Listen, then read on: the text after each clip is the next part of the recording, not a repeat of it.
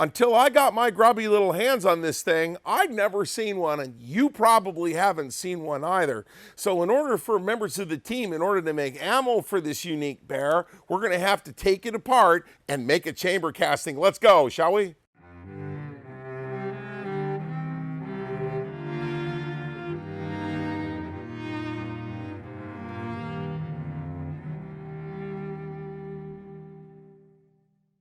Well, what do we have here? I have no idea. Never even actually seen one of these. Okay, so that obviously has to come out. That obviously has to come out. Okay. And we take those out. That will come off. Those can go over here. How does that? Oh, I get it. Okay, so this fits through there and rotates. That comes off. Okay, that's not designed to fit over that stud. Okay, I see. There's a screw back here that has to be pulled out. Take that screw out. That's been gnarled.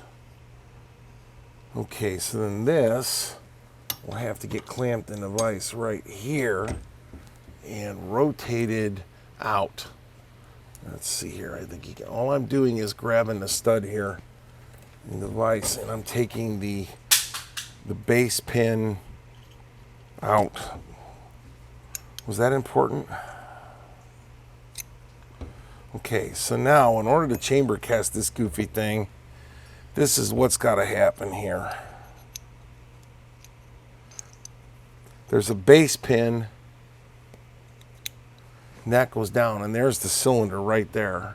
So the ejector pops off the back end. So we'll need to jig this thing in such a way that we can lock that all together in a sandwich, set it down, and pour the casting in from the back end like this. We're going to be over on the universal work holding system for this. Be right back.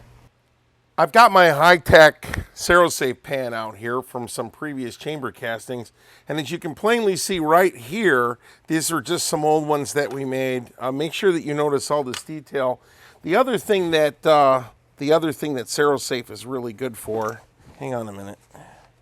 The other thing that Cerosafe is really good for is for getting stuck cartridges out of chambers. As you can see here, I just plugged that chamber and then poured some Cerosafe down on it and knocked the whole thing loose. How about that noise? All right, two things have got to happen here. We've got to warm up the Cerosafe to around 160 to 180 degrees, and we've also got to warm up the breech of the cylinder. I have the breech of the cylinder jigged to this piece of aluminum here so that we're going to pour directly, God, you can't see squat. Here we go. We're going to pour directly into this area right here. It doesn't matter if it touches the bottom of this.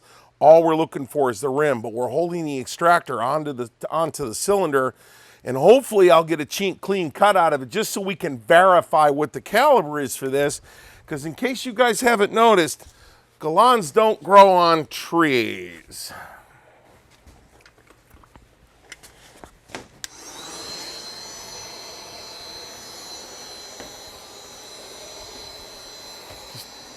Good and get the cylinder hot.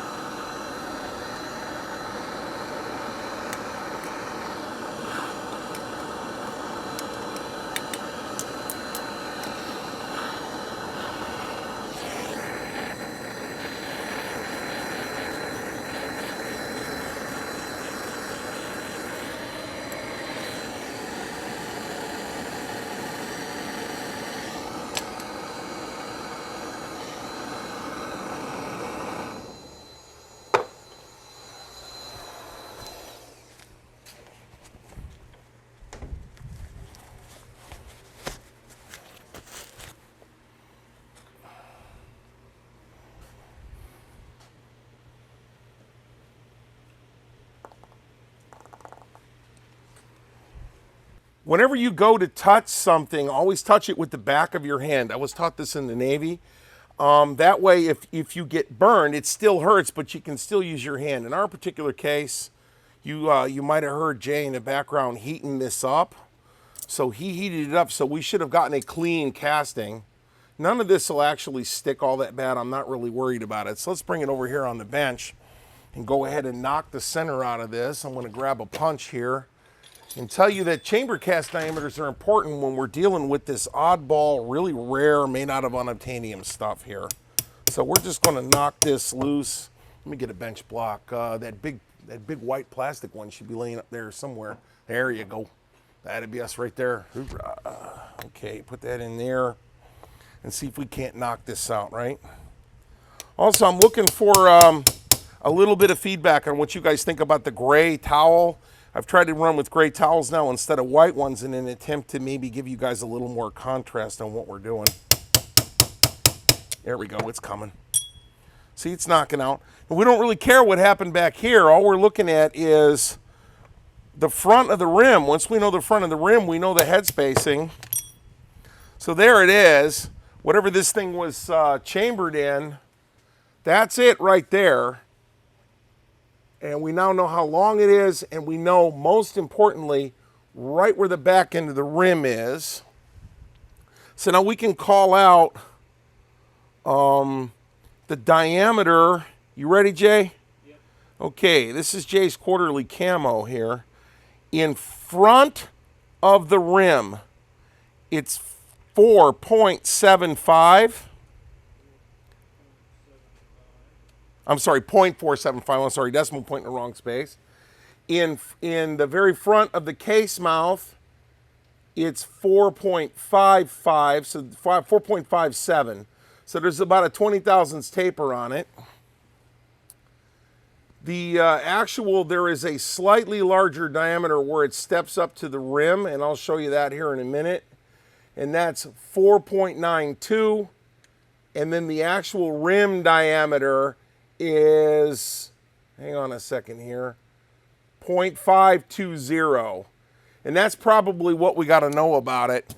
Now you'll notice that I did not identify what I think this cartridge is. And I've said this before when we did our last headspace casing.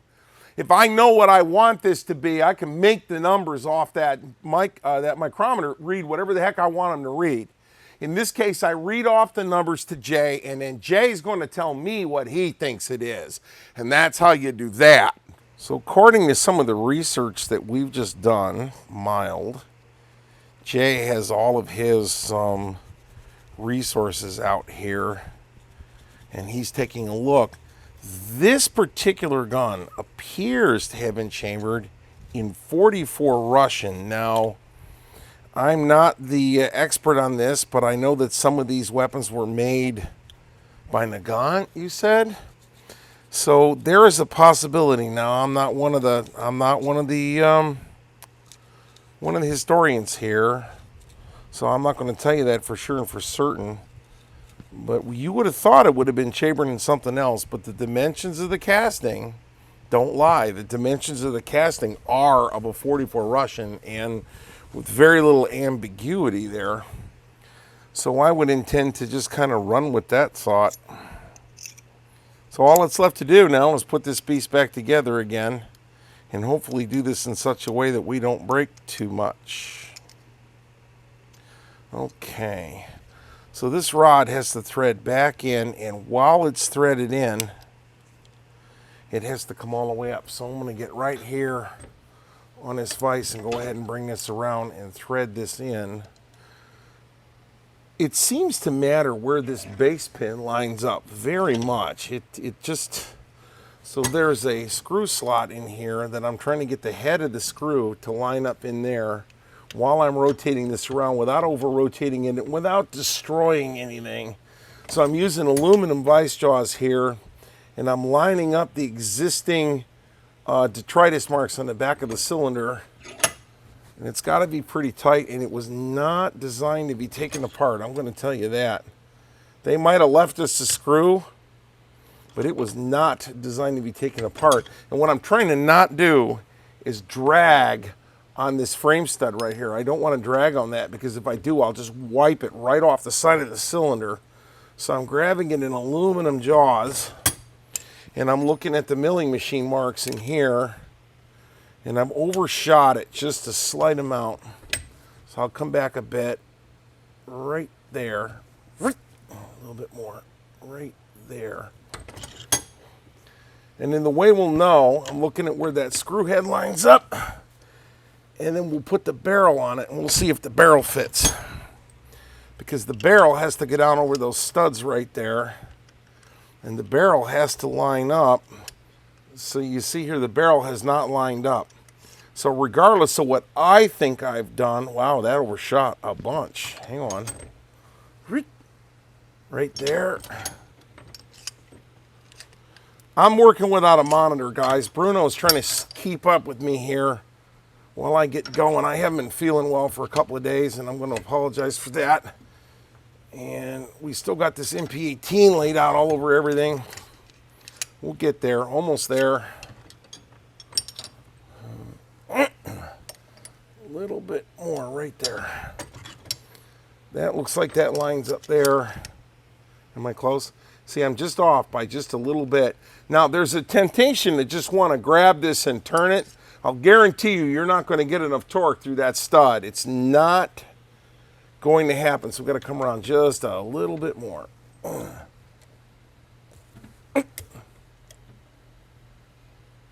I'm putting not an insignificant amount of torque on this, boys and girls.